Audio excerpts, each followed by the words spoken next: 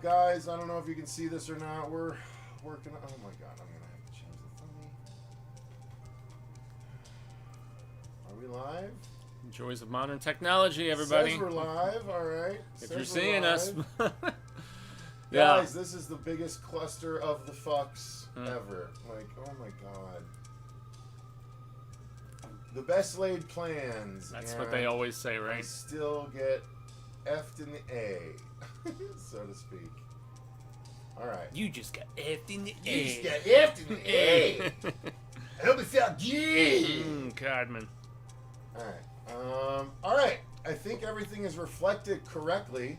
So let's take the link for this and put it in the link of the other one, I guess. For fuck's sake. Yeah. Oh my god. I'm gonna kill someone. All right. So we're gonna take this link and we're gonna put it in this chat.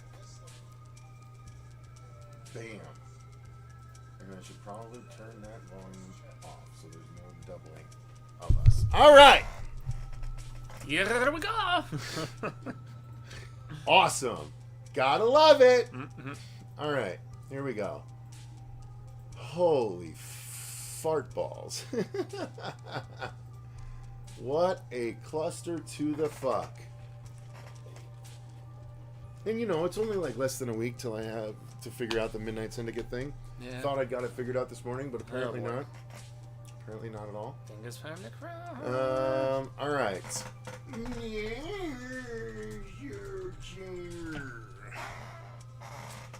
Okay. That's the 7 hours ago one, so that's not the one we want.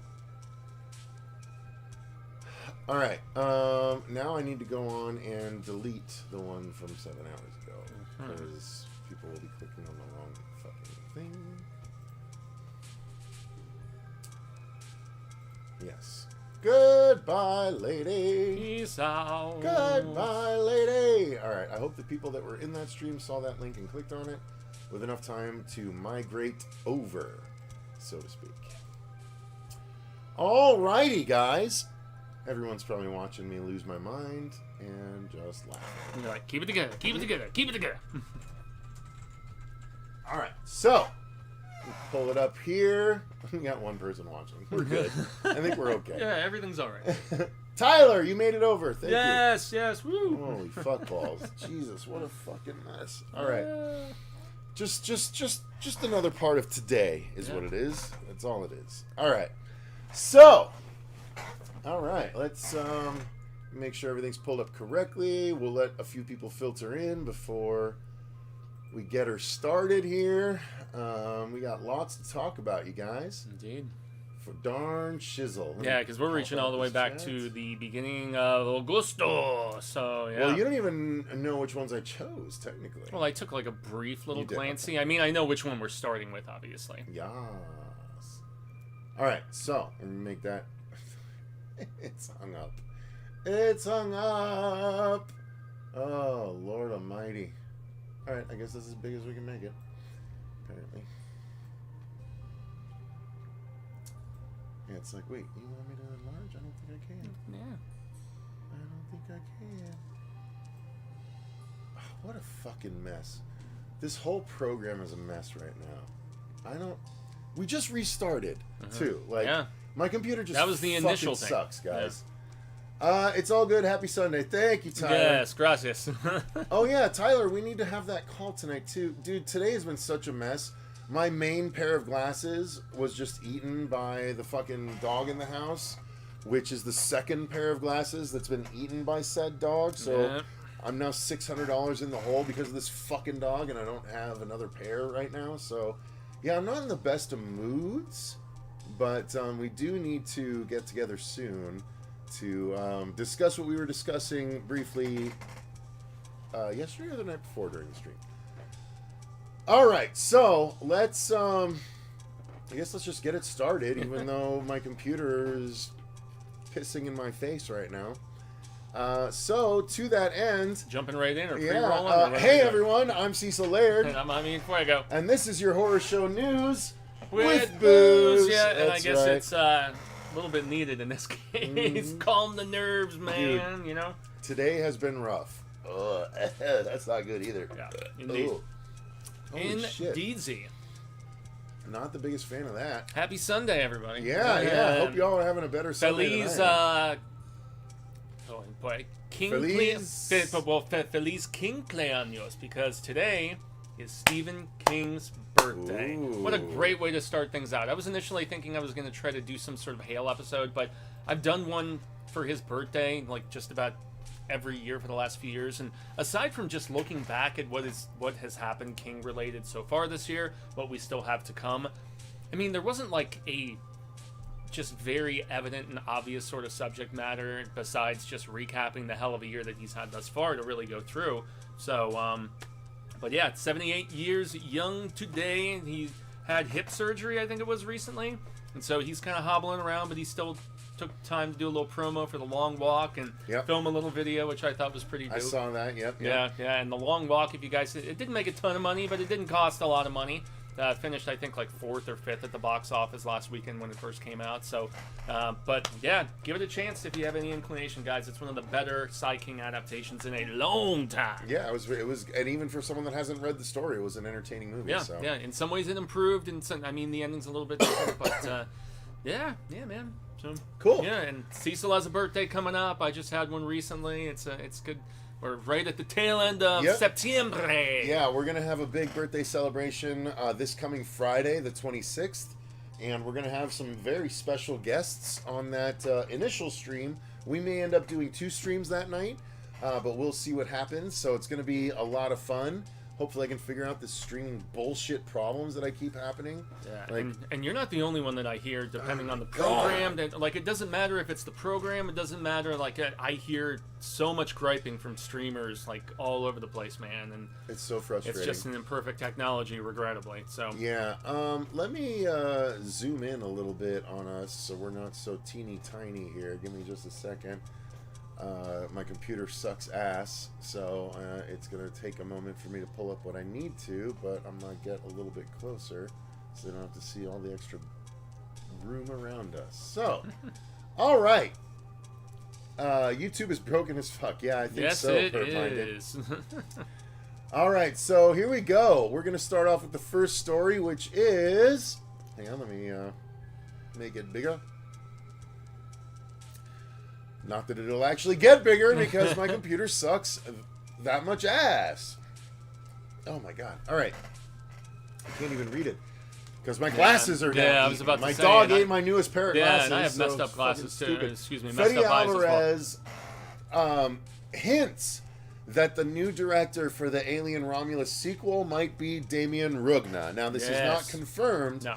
But this is something that he and his producing partner were hinting at a recent appearance at like a convention or something, correct? Correct, yeah. And what is confirmed, though, is that Fede Alvarez is not returning to direct. And so because of the fact that he had completed a script with his writing partner, Rolo Sayajquez, I'm butchering that pronunciation probably, but yeah, so Fede and Rolo had finished the script already, and everybody assumed with the success of Romulus that he was going to return to direct, but he actually had gone on record, and not just at that convention, but I believe like he's kind of reiterated it at this particular point, that he's like, yeah, I had never intended really on doing a second film. He's like, I wanted to be like Cameron and Fincher and just have my vision of Alien be a one-off and then just kind of pass the baton, so to speak, to somebody else. Now, I'm not sure if that's because he has another project he's trying to work on. I mean, for Damien, he had just recently announced that he's working on Where Evil Lurks 2. Yeah, so Evil Lurks maybe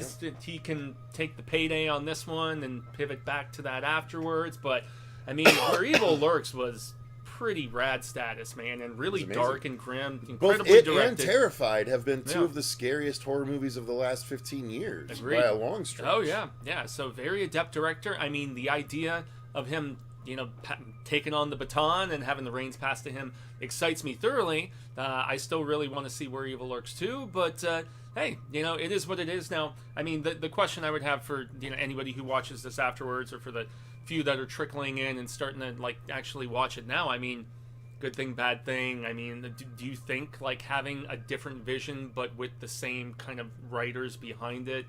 I mean, just to maintain that sort of, because it is like following the Survivor Girl? Yeah, because it is the continuation that like confirmed to return are David Johnson, who we just saw. Excellent performance in The Long Walk, which I already mentioned. So the two leads, Andy and the sister. And the sister Kaylee Spaney. Yeah, so the both of them are both confirmed to be returning. It is not. It's going to be a continuation of their story. I guess she is the new Ripley officially. Yeah, so, like I don't care as much about them as I did about Ripley by any stretch. Yeah, so I would have been fine with a new cast, but I guess if they're sticking with it, sure, okay. Yeah, and the mixed feelings about the Alien Earth show that some people are having right now. I mean. Going into the Alien Earth show and the fact that everybody loved Romulus so much, I mean, I was a little less jazzed about Romulus than some people, but I still liked it, and I thought the franchise was in really good hands. Yeah. I'm not all caught up on Earth. I know you've been reviewing it episode by episode. It's been okay at times, but overall, it's a pretty big waste of time. Oh, wow. Pert Minded says Alien Earth is fire.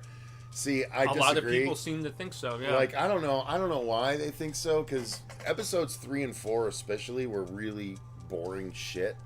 And just 3 was where I tapped out, and I was like, I'll binge it once it gets to the finale. 4 is even worse. 5 is the best episode of the series, but it was just Alien again. Yeah. And I thought you even said in like when you were sharing it, you're like, why wasn't the whole show like this? You know? It should have been. Like, that's the thing. It should have been, but it wasn't. So yeah, it's a bummer.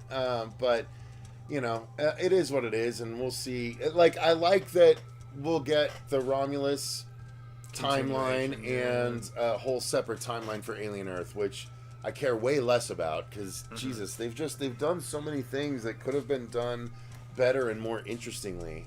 So yeah, unfortunately, I'm not the biggest Alien Earth fan, but I'm a big Xenomorph fan, so I'll still watch more Aliens. Oh hell yeah, man! And we still have more Predator to come this year. You know, we already had the animated anthology, and then in November we've got Badlands coming. So I mean.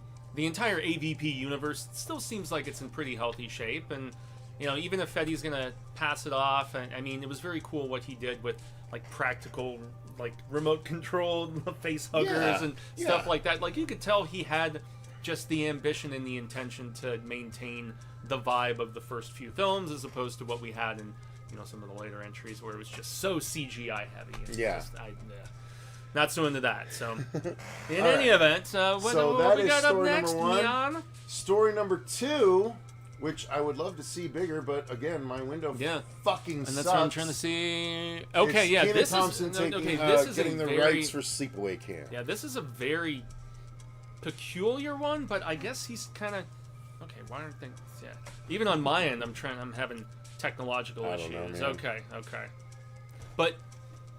Okay, so Kenan Thompson, who goes the all the way eye back... is the best thing, Pert-minded. The Oculus creature is the best thing in the show. So Kenan Thompson, who goes all the way back in his comedic days to Nickelodeon and everything. I didn't have Nickelodeon. I never watched like Kenan and Kel or anything like that, but I know his jump to SNL was long in the waiting because of the fact that he had been kind of cultivating his comedic prowess and, kind of getting his chops together, but he's kind of pulling a Jordan Peele with what he's attempting to do right now, which is relaunch and reboot the Sleepaway Camp franchise, which was made so iconic with the original one with Felissa Rose, and now, Felissa Rose. Yeah, I know. When I interviewed her that one year, I was aging like a fine wine, and she's like, thank you. But but the more interesting thing, besides him wanting to produce this remake, is the fact that the original director, Robert Hiltzik, it looks like, is actually going to be involved. Now, we're not certain as to what capacity, if it would just be in a producer standpoint or how much alteration they would be doing to the original script, whatever. I mean, I know it's of the lower tier as far as iconic stuff goes, but those who love that original Sleepaway Camp, and shout out to, longtime family member of the show, Andrew Mercer, who, when we're talking about horror history, the end of that movie, he couldn't even remember the name of the movie, and yet he remembered the ending of the movie very distinctly. So, I know they've done a few other Sleepaway Camp films over the years, 2 and 3. There was a 4th in 2008, which is and was the that thing. Return to Sleepaway That was Camp? Return was to the 4th Sleepaway one, Camp, which and I that heard was done by the original director. Was it really? Okay, Yes. that aspect I didn't. That aspect I didn't know. So, I would imagine, since this has always been a low-budget series, this might be the first time it would have some actual money behind it. Yes, I would think so too. And yeah, I made the same. So Davey, I jumped on Davey's stream recently when he was covering a couple of news stories. This is one of the ones he covered, and I brought up the same thing. I said no one knew how good Jordan Peele's proclivities for horror were before Get Out. Yeah. Even though that's not entirely true. Like, we saw a lot of more than a sketches few on Key and horror Peele. themed sketches on Key and Peele. So we definitely did see that he knew his way around the genre, but we didn't necessarily know that he was as much of a master of it as he has proven himself to be. Yeah. Now, I don't know that Kenan Thompson will be of the same ilk, but it's possible. Yeah. And so, like, that's the lens I'm choosing to watch this through currently until he fucks up and shows me that he doesn't deserve to play in this arena. Yeah. Sure, why the hell not? Yeah, and he's funny. I mean, all the things that, like, the few sketches, I don't watch SNL anymore, but some of the sketches I've seen him in, I can tell he's upped his game. You know, he's very versatile, very funny, although, I mean, how much humor would they potentially lean into with a new version? As I'm looking at the bloody article right now, Robert is apparently supposed to be back at the helm to direct. Yeah. Yeah. So, that's what I'm saying. So that was the one thing I was uncertain about. But he did the 2008 one, which was and to trash. direct from his own screenplay. And if you ended up picking the story, which I would imagine you might have, yes, it looks like you did. This is not the only story this week where there is somebody who is returning, who was behind the original of something, and now they're going to be back maybe with a little more money based on who's going to help them produce it. So, I don't know. Wasn't some of the charm, though, about the original Sleepaway Camp the fact that it was kind of grittier and more low budget? Well, sure, but you didn't know that at the time, right? Because it wasn't gritty and low budget. Like, it was of the time. Yeah, of the VHS era. Yeah. And so for that reason, nothing looked like as big and glossy a lot of the time, especially a lot of the video store horror shit. Right, exactly. People went and checked out. So, I don't know. This is one that I approach with cautious optimism, honestly. I mean, the original is not as beholden to me as it is to many others. You know, I like it. I don't love it, but... well, here's the thing. And this is a topic that is always fraught with danger nowadays. Oh, we'll do it. Is there any way that a new Sleepaway Camp could have movie... the ending? No. Well, is there any way that it wouldn't be called woke if it does? Oh, God forbid. You know what I mean? But yeah. Like, it was a tranny. You know? Oh, I mean, well, yes and no. Like, it was a confused teen. Yeah, well, I mean, in the original. But it's hermaphroditic as well. That's always a possibility. True, too. but, like, we don't know. Like, because Angela was silent for the most of the movie, so we don't know what her motivations were technically. Yeah. So it could be anything. But again, with that, if they did that ending, second and third movie, if they did that ending, but she came back for Return. Yeah, she did come back, but it was in a lesser capacity, right? But it was still Angela. She was still Angela. Okay, I didn't know she. I thought she was cameoing. Well, as far as I know, because I've never watched Return. I haven't either. As far as I know, she returned as Angela. And I remember distinctively the poster at the video store, or the box. The box of two was that the one with the claw? Yeah. The claw backpack. and the mask. That might have and been all three. That I don't know. stuff. Whichever one was the one that stuck in my mind. Yeah. That's the one that always stuck in my mind. It was like, What up, Eli? Good to see you. What up, Gory Tiger? Yo. What up, Purple-Minded T-Kit? What's going on, guys. yo? Paula, what's going on, Paula? We just saw you on Davey's stream yesterday or the day before. I wanted to make sure I saw your comments so many times, Paula. I was like, Davey better hit Paula or Paula's going to go crazy. Good to see you guys. Thank you for joining tonight. I appreciate it. And thank you, Eli, for telling people to hit that like button. We appreciate it. Yes, most definitely. Hell yeah. We don't do the news with booze as often as we should. The last time we did it was 2 months ago, basically, it was right? July. Yeah, so and I was trying, or actually no, it was the end of June. So that's why I was trying to go as far back with the stories as possible. I went all the way back to the beginning of August because there were a few big bangers pertaining to stuff that just kind of needed to be mentioned. So for sure. So all right, so welcome everyone. Thank you for joining us. All right, so should we move on from Sleepaway Camp to another big iconic property? A24 landing the rights to Texas Chainsaw Massacre. And again, this and the last story were the two stories that I talked with Davey about yesterday before we did our 5 horror movies we wanted remade, which was a great stream. Guys, if you didn't check out that stream with me and Davey Deathray, we did not only we covered these two news stories, but we also did our top 5 horror films that we want to see remade that haven't been remade yet, that need remakes. So was They Live on there for your review? No. Because that's always been mine. No, but Orca the Killer Whale was on mine. Okay. Because it actually fits nowadays, because I saw a story the day before I picked that movie that orcas around the world have sunk more than 200 ships in the last 3 years. It's wild. Like they're pissed and they're just knocking ships out left and right now. So anyway, that's a whole Makes me wonder if that's just like so many more ships like out there on the waters or something. I mean, they could be pissed. It's something disrupting their their habitat ecosystem. is getting smaller and smaller due to pollution. Yeah. But we're here to talk about Texas Chainsaw Massacre and A24, and what I told Davey, and I'm going to reiterate here, is I think Please do. If any slasher franchise is going to be taken over by A24, I don't mind that it's Texas Chainsaw Massacre, because Texas Chainsaw Massacre, the first one, when you really boil it down, well, when we watched it was an art house film. Oh yeah, and that's why that Hardcore. Chain Reactions movie that we watched, that documentary where they had Karen Kusama and Stephen King and all these auteurs basically talking about how that film presented itself as being real. It was completely different than the Halloweens of the world and the Jasons of the world. But for the slasher franchise, like it was very much different. It was a different kind of slasher. It was an art house movie. There was no gore. There was no gore in the first one at all. Not really. Almost. I mean, well, it was all suggestion. It was all creepy set design. It was things like that's that. What I'm saying. Like, but there was no flowing blood or unlike the anything remake, like where you There's see cut the on rock hand, salt in the leg, and where you see Leatherface's arm get cut off. You see the hook going into his back and all that stuff. The 2003 remake is my favorite Texas Chainsaw movie. I love that movie. I like it more than the original. I can't help it. I'm a new classics guy. That's what I've always said. Like, give me Top Gun, give me Jaws, give me, Chainsaw's 1 year before Jaws, so it still fucking works. Like, I acknowledge and love the paternity of Texas Chainsaw Massacre, but 03 was better for me. Like, it had the cinematography, the sleekness, yet maintaining the griminess. Jessica Biel doesn't hurt either. Jessica Biel, oh my god. Woo! One of the best final girls. Yeah. So, love that. And so, here's the thing.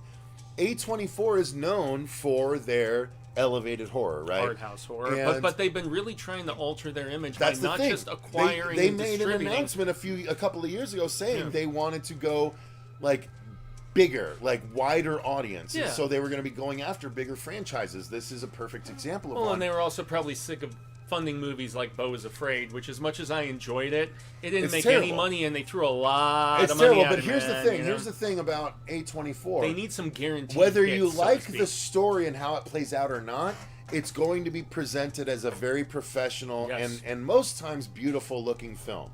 So they're going to at least be able to accomplish that. Unless you're that pizza delivery movie, which was fucking awful. Okay, I can't even remember the name of it, but yeah. One of their most popular movies is about a farting zombie. So what are you going to do? Which is so much fun. Though. I hate that movie. It's terrible. Paul Dano. It's terrible. I hate that movie. But I do not mind A24. If A24 Freddy, no. Michael Myers, no. I told Davey, I was like, Michael Myers Definitely is where he belongs. Not a Jason Michael Myers is dumb enough that Blumhouse can fucking take the reins of Michael Myers and run with it. Totally fine. Go for it. Totally fine. But Freddy would not belong under A24. Yeah. And there's a number of other things that wouldn't belong under A24 Chucky, because they're just not. Yeah. If we're talking maybe a Hellraiser, maybe.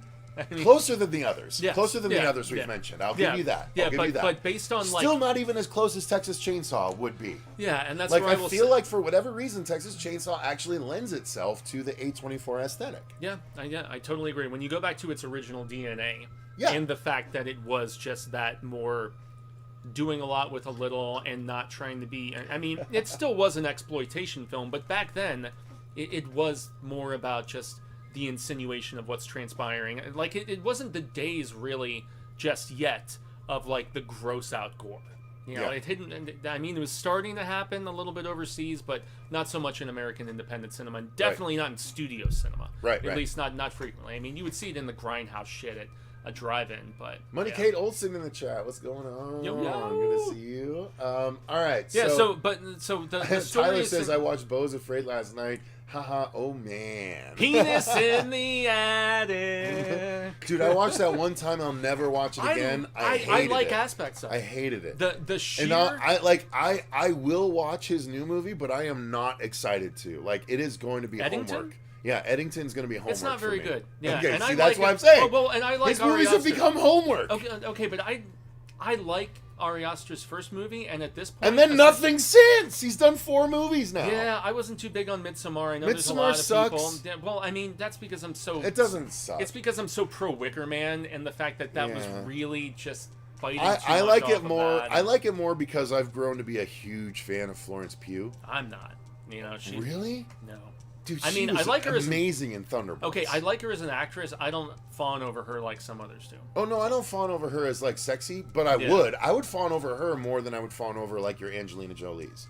Okay, like I would. I never thought Angelina Jolie was that babylicious. Well, who would be? I mean, maybe back to Bound or excuse me, Hackers or something like. I would be just as inclined to marry.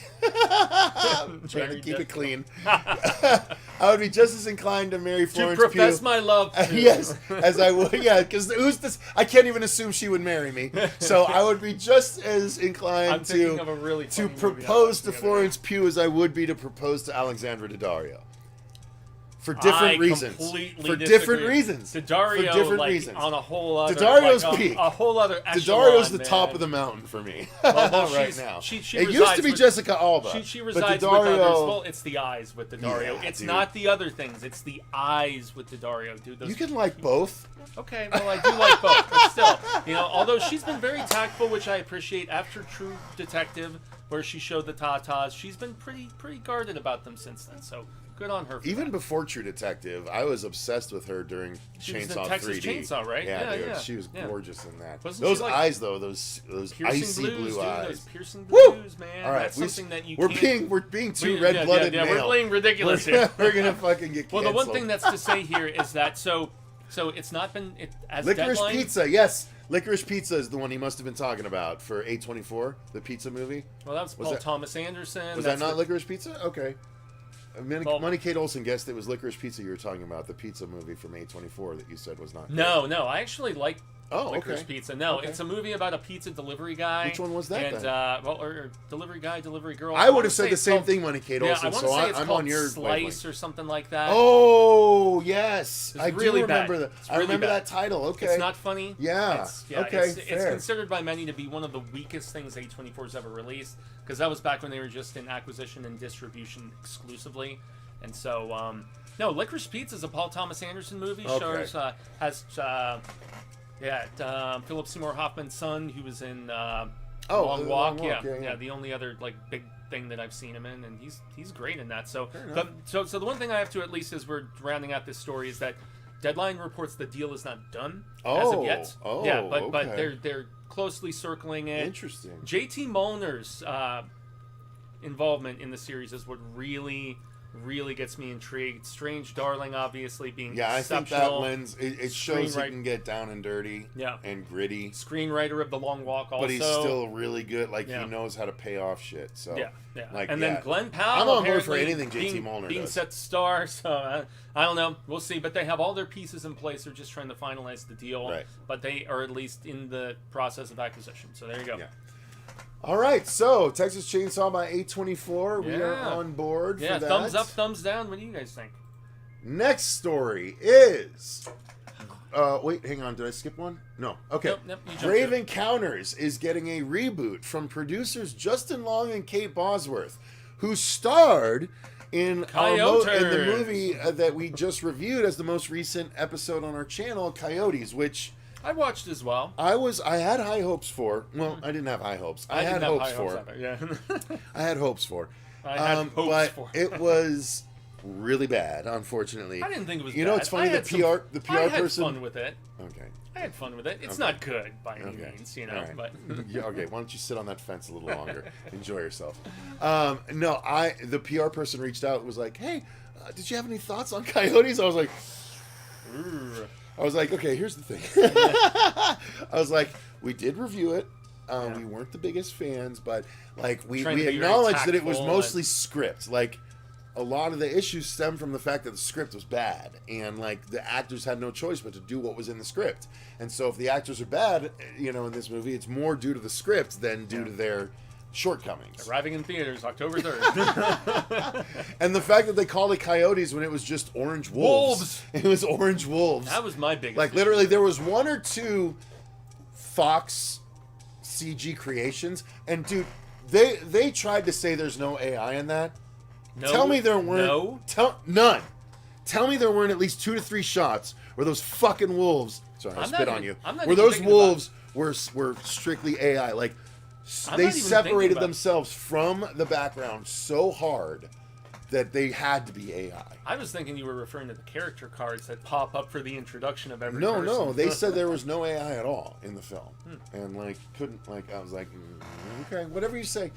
But yeah, so that does not to say that I don't have confidence in this reboot, because I am a Grave Encounters lover. I still remember making the thumbnail movies. of you and Marsha for the Patreon. Yeah. Because Marsha and I love those movies. Like stretching the faces. Yeah, down we made ourselves this in the up there. That we made our thumbnails so that we looked like that. And it was a ton of fun. And I love, because basically, if you haven't seen Grave Encounters, it's about a ghost. Footage, right? It's a found footage movie about a ghost hunting team that goes to this asylum or whatever, this closed down building, and they investigate, and they actually find ghosts, and they get killed off by the ghosts. So Spoilers. it's like Ghost Adventures, except something finally fucking happens, and it's like those dudes are insufferable. That's the thing. I'm sorry for any fans. Dude, I would have loved to have seen Zach Baggins get killed by a ghost at any point along the way. But that's what this movie is. It's a ghost hunting team that actually finds what they're looking for, and it doesn't want them. And so it has a first and a second movie. They're both great, but apparently, it's getting a reboot from Justin Long and Kate Bosworth. And even if they're both in it, I'm about it. Like, Kate Bosworth was a highlight of Coyotes. Justin Long wasn't, because he was doing the script, which was terrible. His character was awful. But Justin Long is still super talented. Yeah. I mean, as I said about Coyotes, the most amusing characters for me were the 2 druggy neighbors, his Lady of the Night, and the Exterminator guy. They were the ones who I feel like kind of got it. Yeah, you know, agreed. Whereas Long was playing it pretty straight. And like in the third act, not spoiling too much, where it gets like super serious, there's this subplot about ignoring his family and all this shit, which is so needless. And he has this turn, this heroic turn that's completely after unwarranted. Finding the little radio from his... He's a sniveling worm the whole movie, comic and then suddenly he's not. Yeah. It's so stupid. Yeah. He's like, oh, well, comic collection's back there. First appearance of Thor, and first... like, that would be me, and yet not would be me. Yeah. Anyway, go ahead. Anyway, but so, I would imagine the impetus of this project came from Bosworth and Justin Long. Real life hubby and, wifey, by the way. But they work with Colin Minihan, I want to say his name is. Yes, Colin Minihan. So he was the one who directed Coyotes, and he was one of the co-directors of the original Grave Encounters. So he's on board, along with Stuart Ortiz, who was the other half of the directors from that first film. So both of them, they're like, Long, Bosworth, let's get that Hollywood money, and let's do just like with Sleepaway Camp, let's get some real backing behind this and do a big budget remake of it. I mean, shit, dude, it happens in the music industry all the time. You make your demos, you self-release your EP, it gets some interest, and then, or even with proof of concepts, Lights Out, for instance, something like that. And then you remake your full-fledged vision of the project, albeit in this case many years later, but still, I mean, better late than never, I suppose, especially if you're saying the source material is solid. Yeah, it is. It is. So I'm excited about this one for sure. Yeah, same here, even though I've never seen, because they made a couple of these films. There's right? 2. Yeah. All right. Sweet. What do you guys Next think? is Kristopher Landon is to direct Blink of an Eye from the writers of Drop, the recent thriller. This is one that I don't know if I sent over to you. No, I think I might have seen this in just as a separate story. But okay, so give some insight then, because obviously Kristopher Landon, I mean, the man behind Happy Death Day 1 and 2, Did he do he Freaky? did Freaky? Yeah, he did Freaky Drop. as well, and then he did Drop. And he also co-scripted Hard Eyes, which I thought was a pleasant surprise. So Landon is a very talented guy out there in the horror realm, and so he's working with the writers of Drop. They did a great movie before, and now they're doing one called Blink of an Eye. I have no clue what it's about, but it doesn't make me any less excited for it because this team has clearly showed us what they could do. I thought Drop, while being, relatively kind of formulaic, it was still a very well presented thriller. Yeah, so it was very Hitchcockian, as everybody said, which is to be fair, but great performances from both leads. He was very, Kristopher was able to get, that sort of chemistry between the two of them. Take care, Tyler. Hey, later, man. Just make it seem very genuine, and I mean, Kristopher is one of those guys that when he had to depart the Scream project over the fact that everybody was jumping ship or getting let go or whatever, he's like, this shit is falling apart, so I'm going to peace out. I thought his sensibilities would have lent themselves to Scream so wonderfully, man. Yeah. And so that's one of those, like, coulda, woulda, shoulda, the lost album that never gets to, gets released or collaboration. Like Tapeworm, for instance, where it was going to be Maynard and Trent Reznor working together, and it just never ended up happening aside from one song. So I just saw Nine Inch Nails live this past week, and so they've been on my head. But yeah, man, anything this guy does, I believe I've seen everything that he's done as I think about it, because he did a few of the Paranormal Activity movies, and then the aforementioned Happy Death Day, and he keeps saying he's still trying. I mean, Roth said recently they're still trying to make 3. They're still trying to find funding. Jessica Roth, to have the trilogy, finally round itself out properly. So I hate it and I love it. Yeah. All right. Well, there you go. Yeah. That is that story. Let's move on to. David F. Sandberg is now in charge of the new Amityville. Speaking of Lights Out, right? Movie. Speaking of Lights Out, right? Speaking of Lights Out and Until Dawn. And also Abigail Creation, I want to say, which was the best of the Abigail movies. One of the better of the Conjuring movies, because, dude, that last Conjuring movie. And the Sinister movies. David F. Sandberg knows what he's doing. He's a very talented director. I actually, it's funny, Morgan watched Until Dawn with me. She actually liked it. She was like, that was fun. Yeah. I thought so too. I was like, this is you fun. And I both, when we reviewed it, were like, why is everybody... it was really the video game fans. Yeah, they were just like, he doesn't like the game. It's like, who cares? It was still a fun movie. Yeah, and sometimes the angriest are the loudest, and so, I mean, in today's America, get right out of town. You're like, you don't say. Really. But the fact that he's in charge of an official Amityville movie, so here's the reason I emphasize official. Because technically Amityville has been public domain for a number of years now. Yeah, because the home, I mean, just the actual events. You can, and it's just a town, right? Do whatever the hell you want, yeah. And so... there have been a number of things, including the Amityville Ouija board, Amityville haunted house, like Amityville porno, I think was one. Why not? Sure. There have been so many straight to video. Most of them by Sean C. Phillips. Let's be honest. But there's a lot of Amityville movies out there. But this is actually returning. There hasn't been any official ones technically since the remake, as far as I know. No. No, definitely none theatrical. I thought, because like, but all the others have About been Time was direct to video. I want to say, right, but that was before. That was before the remake. All of those before the remake were what I consider canon. But then everything went public domain, and then we got a slew of dog shit. And so this is the first official Amityville movie that we've gotten since it's been public domain. So that's what's exciting about it.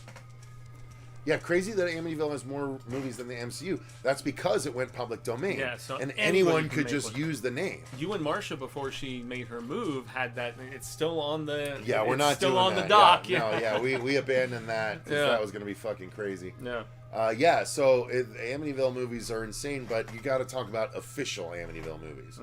But yeah, I mean, Amazon MGM Studios, they're trying to do as much theatrical as possible, as opposed to just, pumping content on the Prime Video. So, I mean, that means that they would have, Peter Safran, obviously, being behind this, along with David F. Sandberg directing. I mean, very capable director, obviously, as I'm looking at some of the additional information. Okay, so they have been basing this on the 77 novel, but now the novel is presumably public domain, maybe, is what I'm thinking. Okay. But, well, in any event, man, I guess the remake was all right. That was with Van Wilder. It was with Deadpool. Yeah. Ryan Reynolds. It was okay. I mean, I still remember the original with James Brolin. And once again, I'm just less about the haunted house sort of storytelling, but at least it's in capable hands for fans of the franchise. So, I guess so. Yeah. So yeah, there you go, guys. That's the Amityville story. It's a very remake-heavy news segment, as I'm noticing now. Well, we're in a remake-heavy society. Yeah, we are. There's nothing new under the sun. Everything. Now this is one. Speaking of, yeah, exactly. That's Sam why I mentioned Raimi. it when I saw what the next story was. Sam Raimi is producing a remake of the 1970s Anthony Hopkins thriller, ventriloquist thriller, Indeed. Magic. And we didn't. This is one of those. This is one that we did as a Patreon. This is one we did as a Patreon it. request. This is one of those few movies that I only watched because of a Patreon request, and I am so glad that I did because the original Magic is awesome. It really is. It's a really great horror movie, thriller. Yeah, I mean, not only the dynamic between Hopkins and the manifestation, whatever, but also the relational strife that is caused by it's all of the stuff that we've seen in some of these later. Like, there's a great Tales from the Crypt episode that has Zach Galligan in it that involves a ventriloquist. I mean, R.L. Stine obviously derived some inspiration, I would imagine, from this flick. So, but Sam Raimi's been trying to get this project off the ground for many years at this point. So, nice to see that he finally has the wheels in motion. Although I think he's I was trying to find the story here on my shit, but I think he's just producing. He's not directing this one. Okay. Yeah, it says producing remake, so Mm-hmm. yeah. Mm-hmm. But that's okay. Like, I actually don't know if ventriloquism is as big as it has been in any other time of the years. Yeah, you know what I mean? it's certainly not. Even in the 90s, it was bigger than now. But yeah, like when James Wan did Dead Silence, for instance, which is a good movie, by the way. If you guys haven't seen, one of the most underrated of James Wan's repertoire. For sure, I love that one. All right, so let's move on from there and let's dive into the next story, which is something that was we found out a month and a half ago or so. But yeah, Final Destination Bloodlines did so well that they've already greenlit a 7th Final Destination movie, and it's kind of like surprise, surprise. You know what I mean? Yeah, no shocker whatsoever, because Final Destination Bloodlines was the highest grossing of the entire franchise. And a franchise. It was fun. It too. was, dude. It was yeah, great. yeah. It's one of my favorite opening sequences of the entire franchise. Yeah. Like, I dug the hell out of it.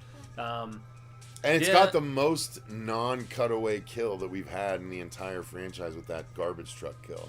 Oh, yeah. It's so intense and so incredible. It was pretty gnarly. Love it. Yeah, oh my God. Yeah. And then obviously the whatever the machine was, the MRI machine. Oh, yeah. That caught a lot of attention. Yeah, which is one of the highlights. That wasn't nearly as cool to me, but it was still pretty neat. Yeah, it was more funny to me than anything. Yeah. It was less unsettling than the garbage truck kill that you were talking that was about. Amazing. Yeah. So I mean, I'm stoked this franchise is back. I revisited all 5 of the originals before this one, and I don't think the Final Destination, the 3D one, is as bad as a lot of people make it out to be. I mean, even though it's a fake out kill, the escalator kill, you want to talk about the mall rats and, worst case scenario, man. That was a great bit, the dude. character being chewed up by the gears and stuff. Yeah, was and I also amazing. like the redneck guy getting killed. I think that was another garbage trucky sort of bit in that. So, I mean, the entire franchise has, like, warranted moments, but this was one of the more, like, steady throughout as far as just consistently not laughable and, pretty capable. And I guess it's the Bloodlines team coming back. I think both director and writing team, but you know how it goes with Final Destination movies. Except for Ali Larder in the first one, nobody ever really comes back for sequels aside from Rest Peacefully, Mr. Tony Todd. So yeah. So I mean, this is a no-brainer with the amount of money that it made for Warner Brothers. So yeah, bring on Final Destination 7. Okay, next up we're going to do... Finn Wolfhard teases a Stranger Things spin-off a la Twin Peaks. I don't know much about this, but it's like, I can fully understand why Netflix wouldn't want to let go like their most popular fictional, narrative franchise they've ever had. You know what I mean? Well, I mean, the kids have all aged out, so there was no way that they were going to continue after that. But they've done so much side story stuff within both the novels and the comics books already. So, and they have the animated spinoff that's going to be like an anthology coming around. So, I mean, if you're going to do an animated anthology tying in with the Upside Down, why the hell not continue along with it? Because over the course of the seasons, there's like, they've opened doorways in Russia. So they've hinted at the fact that, it's not just Hawkins in Indiana that's been able to tap into this other mirroring sort of world. So, I mean, would they make it modern? Would they do I don't know, man. But yeah, Netflix, even though the Duffers have left for a first look with Amazon for a lot of money, by the way, which makes me wonder if they were trying to make Stephen King and Peter Straub's Talisman for a while, if that project is in jeopardy. So if they're leaving and Netflix wants to do a spinoff, that means Netflix is maintaining the rights to Stranger Things and not the Duffer Brothers. It makes me wonder if, as creators, they would still get some they'd sort still of get a piece, producer credit or whatever, but they just wouldn't be a part of the creative process nuts, anymore. Dude. That's crazy. For something they built that got so fatty huge. First look. Yeah. But I mean, it was really the first thing in the streaming era of Netflix, aside from, I think, maybe like a spinoff will debut in 2050. Yeah. With regards to the fact that season 5 has been delayed over and over and over. That's a good one. Yeah, but I mean, aside from maybe like House of Cards, this was the first, and it was definitely the first big genre thing that they ever had. I still remember you and me and Marsha. We had our little sleepover. Yeah, we did the whole thing. It was season. fucking so great. And that was when it initially debuted, before it became a thing. We were ahead of the curve. We were punk rock before it was punk rock. Yeah. It was so good too. We loved how quality it was. Yeah. And then unfortunately season 2 turned the minds of people like Davey Deathray against the property, and they're like, I'll never watch it again because season 2 sucked. Yeah, we love you, Davey, but I've pleaded with him over here at the Horror Show Studios. I'm like, dude, season 3 is a vast improvement. Maybe give it a shot. He's like, nope. So, but yeah, I mean, more Stranger Things. I mean, Finn Wolfhard teasing at that, even if he's not involved. Yeah. I'm not surprised. Yeah. Not in any way, shape, or form. All right. Moving on from there. And I mean, they've done anthological, as we said, in both comics and novels and, So this is a story that you didn't know about. So one of the original creators, S.S. Wilson, one of the original creators of Tremors, was on a podcast recently. And he dropped a few new bits of information. Basically, he said that, so recently I finished a spec script for a new Tremors movie that I wrote with a partner of mine that co-wrote the comics. And you're allowed to say that now. Yeah. They were not able or willing to read it because they have written their own scripts. We knew that was a possibility. That's why when people try and send me Freddy ideas, I can't read them, so it's the same exact thing.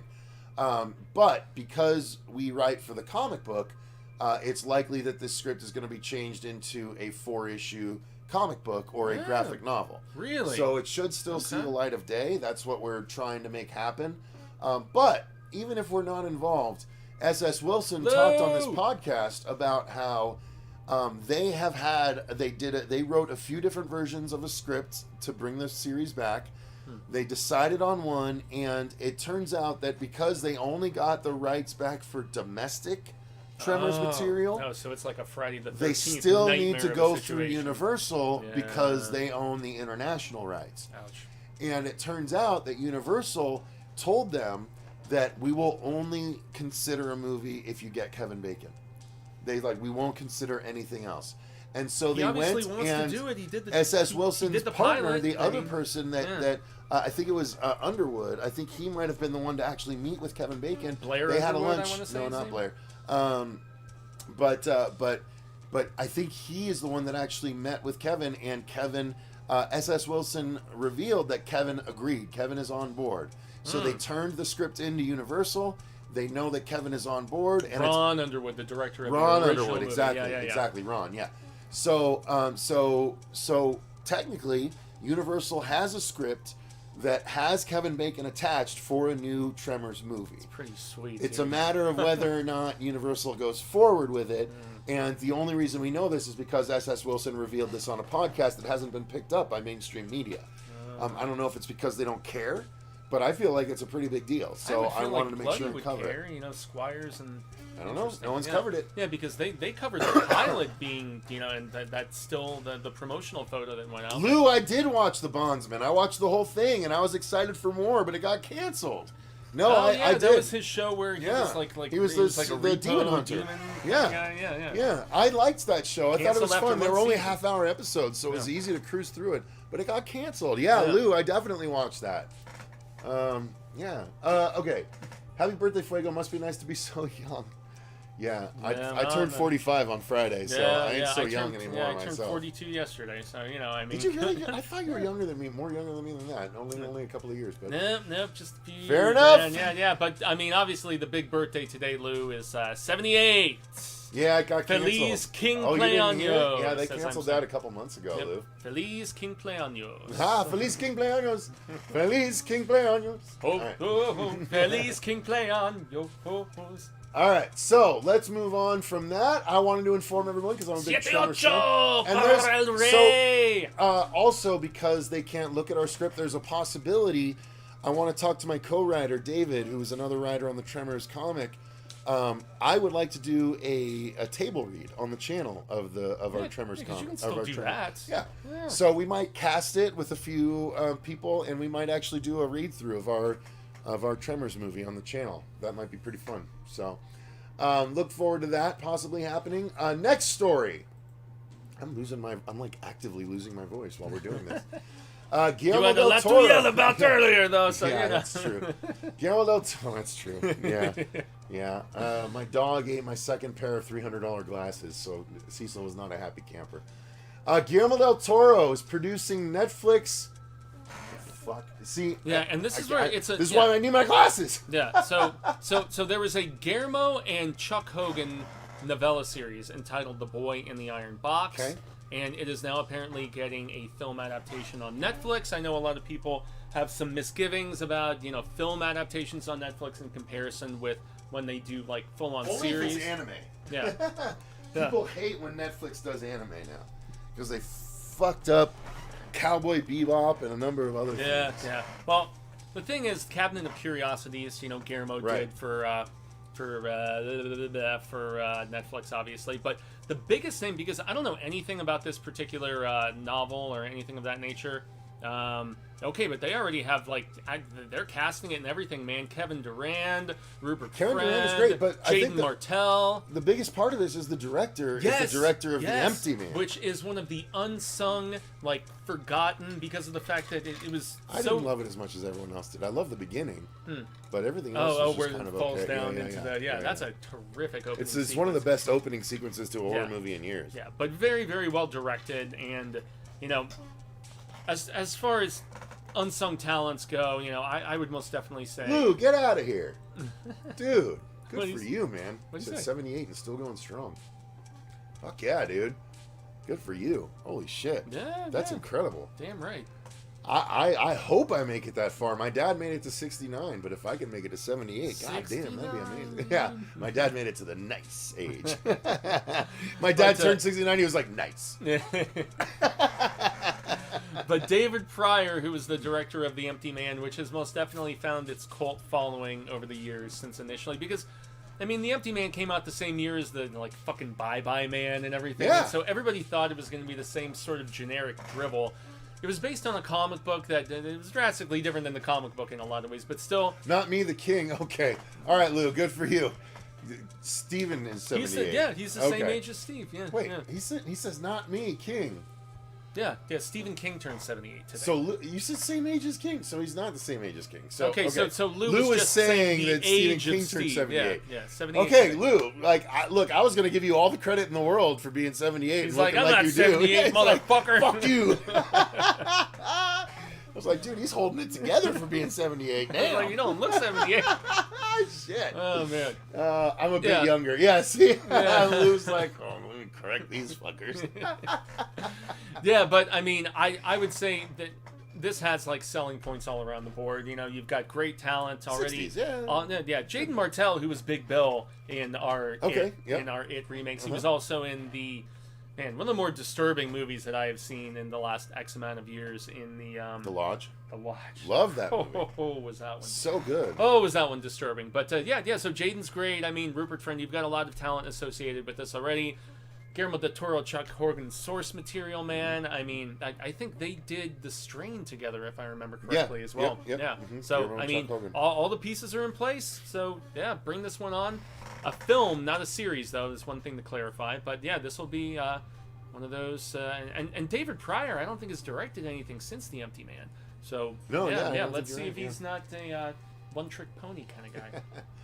All right, down to the last three. The next one is Eli Roth and Snoop Dogg. Now this made me laugh so hard because it's Thanksgiving all over again. Well, we did it. So I guess it must have been Robert and I. We did a reaction to you the and I did trailer. the piano one, right? So yeah. they also so Snoop Dogg and Eli Roth have teamed up to make a movie called "Don't Go in That House, Bitch." Don't go in that house, and bitch. And they did a fake trailer for it.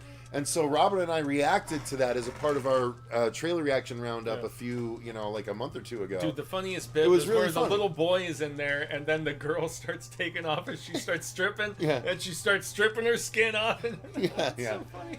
Anyway. Yeah, so they're actually making a movie based on this jokey trailer that they made, and I'm about it. Cool. It seems like it's going to be very horror comedy, but sure. You know? It's going within the same approach as Thanksgiving was a fake trailer during the Grindhouse film, and then all those years later he finally made it as a feature, altered some things, redid a few of the beats from the trailer, but Thanksgiving was a pleasant surprise, and he's working on the sequel to that, so I'm guessing since I don't know if he's shooting that or if it's in post already or whatever. I know it's his next project.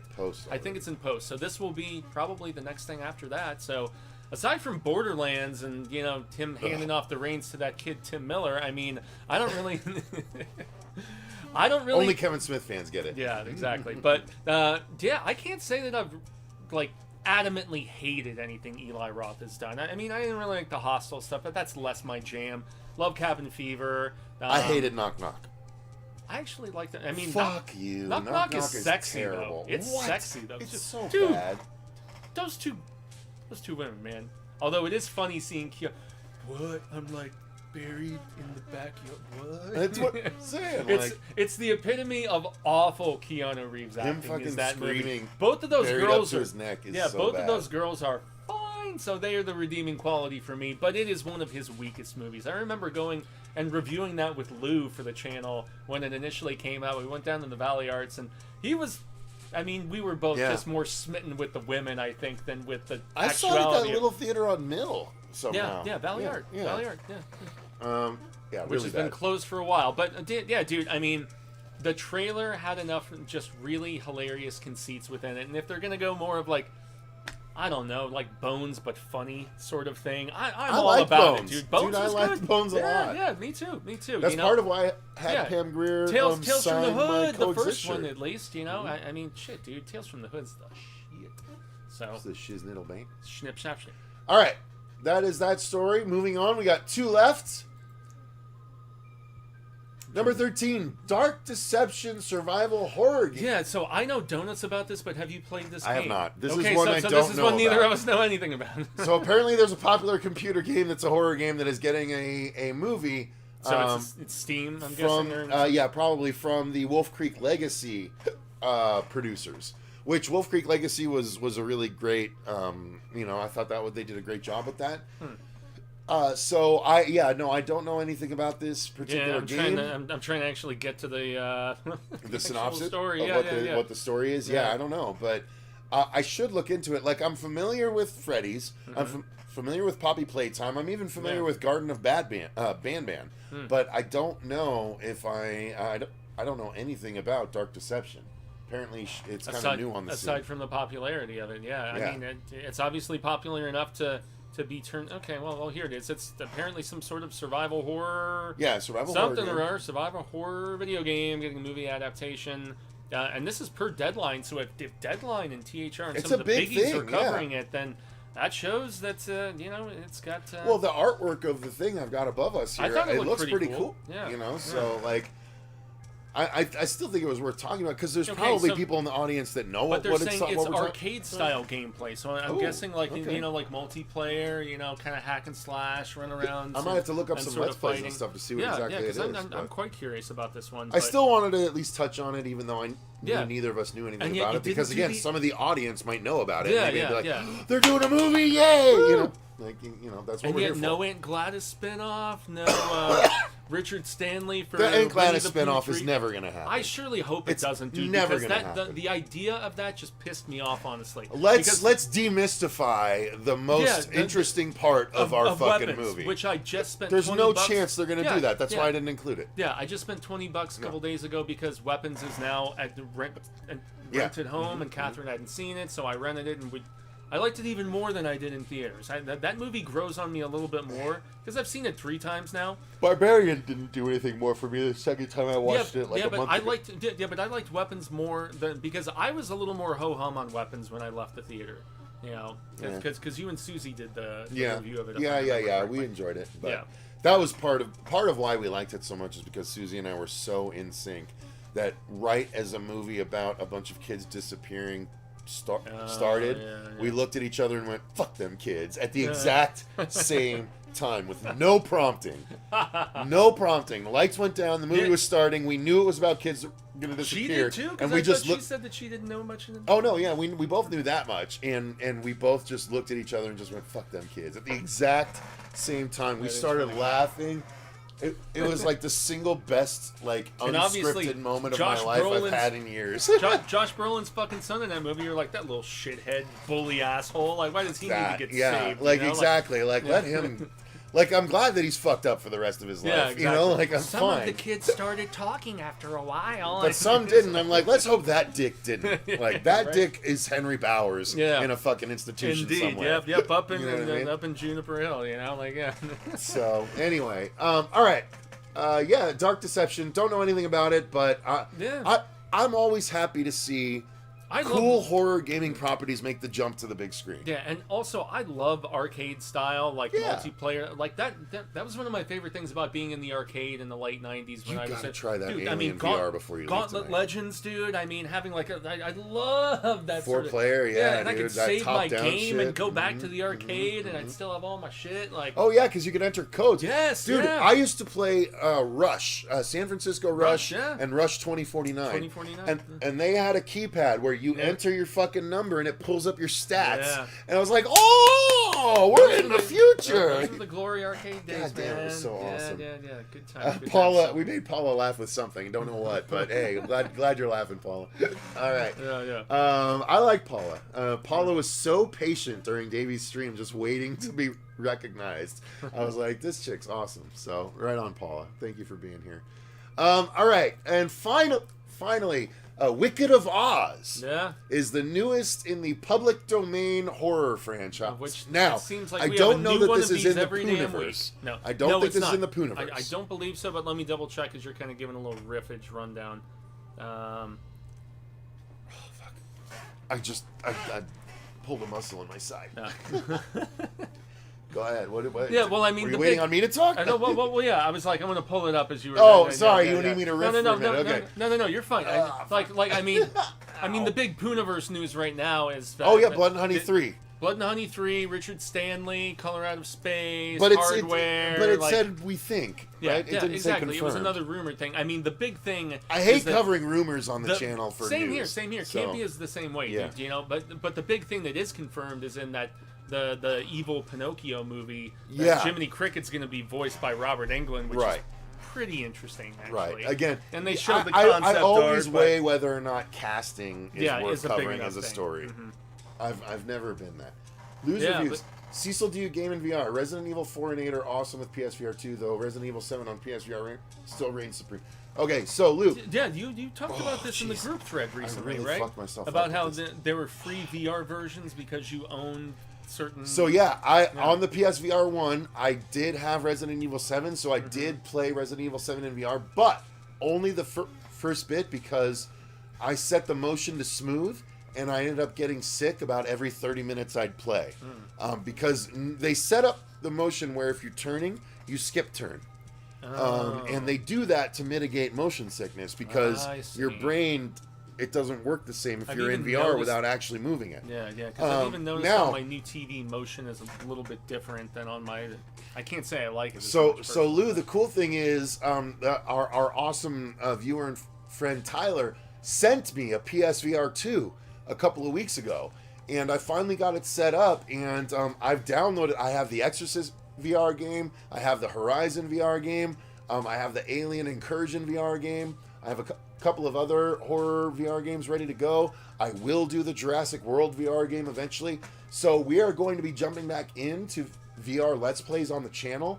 I have me getting used to testing out the PSVR 2 for the first time with Alien Incursion. It's like a 9-minute episode where I just get used to the controls because it didn't record the game audio.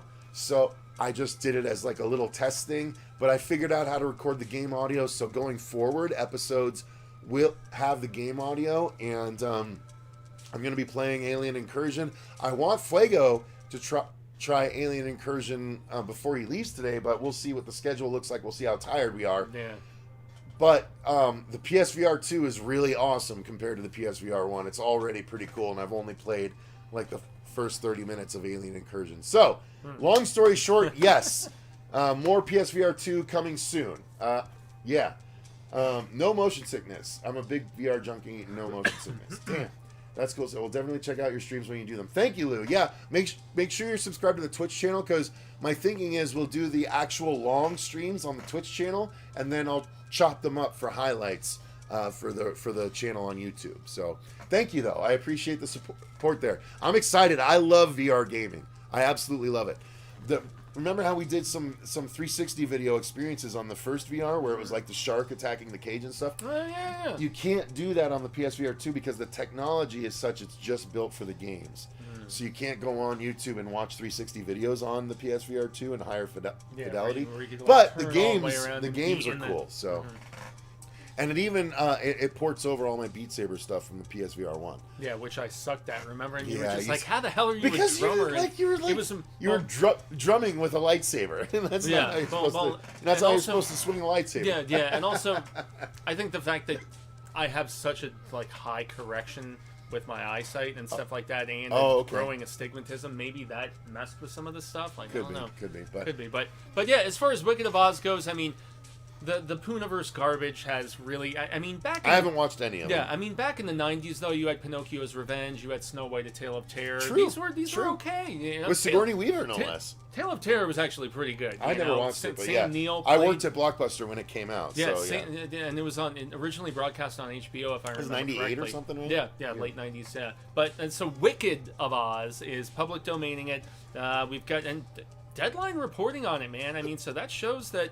I mean, I don't know if there's any money behind this, because there sure as hell doesn't appear to be very much money behind the Pooniverse, but nevertheless... it's a smart title choice, considering it's Wizard of Oz and the popularity of Wicked. Exactly. Yeah, Wicked. The second Wicked capitalizing on both. Yeah, because the second Wicked is coming out this Wicked Christmas. for good. Wicked for good. Yeah, that's why I don't sing those movies. Yeah, faith plus one. A, I've lost my voice, and B, I can't sing for shit. Yeah, but I mean, they're billing it as a slasher, and they're like, Dorothy Gale is in a savage land where she faces a blood-drenched death at every turn. And I'm like, well, that was Return to Oz, and so they already made this movie back in the late '80s. If y'all want a darker, more just watch any of the Wheelers scenes. Yeah. The Wheelers were terrifying. Queen Mombi, even where the Gnome King was turning them all into the little fucking deer bed was scary as fuck. Yeah, that movie creeped me out as a little kid, man. Like big time. Movie. But and that was a young Fairuza Balk. She made me uncomfortable even as a kid. Yeah.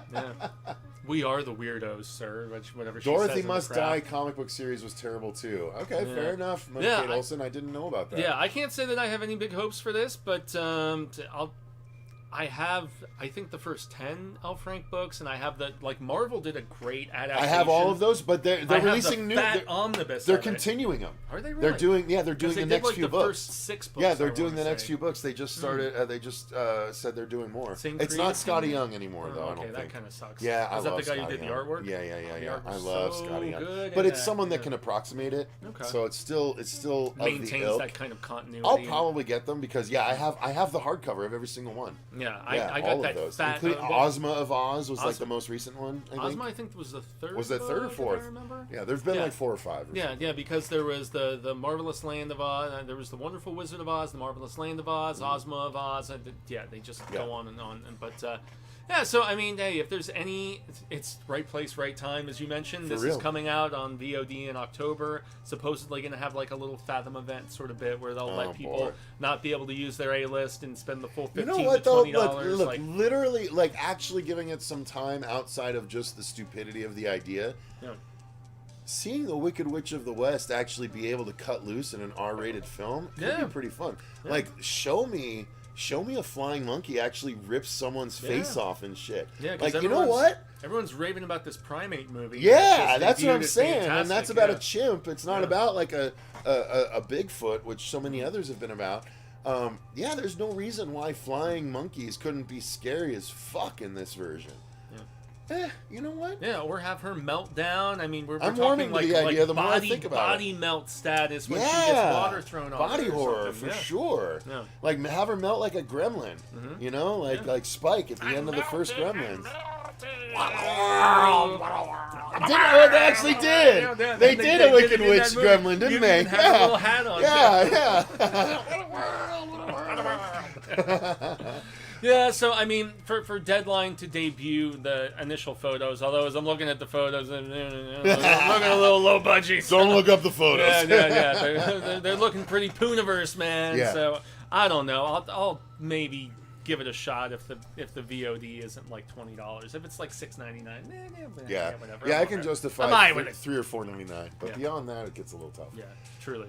All right, so we'll go ahead and call this episode of the News with Booze here. Thank you guys very much for watching, especially if you've watched all the way up to this point. We greatly, greatly appreciate it. Yeah. We don't have any schedule with the News with Booze. We just kind of wait until there's a bunch of stories caught up and we haven't done it in a while, and then boom, we do it. So we have a lot of stuff coming up on the channel, though. Let me go ahead and shout that out. This coming Friday, September 26th, we're going to be we're going to be partying and having fun for my birthday, for a belated Fuego birthday. Mahalo apparently has a September birthday, based on what he said. So the 15th. Yeah. So we're going to be doing a stream where we're going to actually do another Let's Make a Horror Movie with Midnight Syndicate, where we listen, because Midnight Syndicate is releasing a new album, a new 6-song Lost Tracks album, and we're going to be doing a live listen-along with those tracks. It's going to be a lot of fun. It's only about 20 minutes worth of music, but we're going to listen to the music, and we're going to talk to the audience and say, like, what horror movies or what is this music making me think of? What kind of movie would this music belong in? What movie is this music building in my mind? So we have a lot of fun doing that, but the special thing about this is after having Midnight Syndicate music on the channel for almost a decade now, Midnight Syndicate themselves are going to appear on this episode at the tail end to talk about the music that we're listening to and hear us out as to the conclusions we came to. It's going to be a lot of fun. I'm so excited about it. In addition to that, we're going to be, of course, dropping a bunch of reviews of movies out of Fantastic Fest. We already dropped our review of Coyotes, and we're going to have reviews of at least 7 or 8 more coming soon. So be on the lookout for that. But yeah, lots coming to the channel soon. However, for now, thank you so much for watching. Until next time, though, I've been Cecil Laird. And gracias, Jaime and Fuego. And remember, stay scared. Happy birthday, Psy King.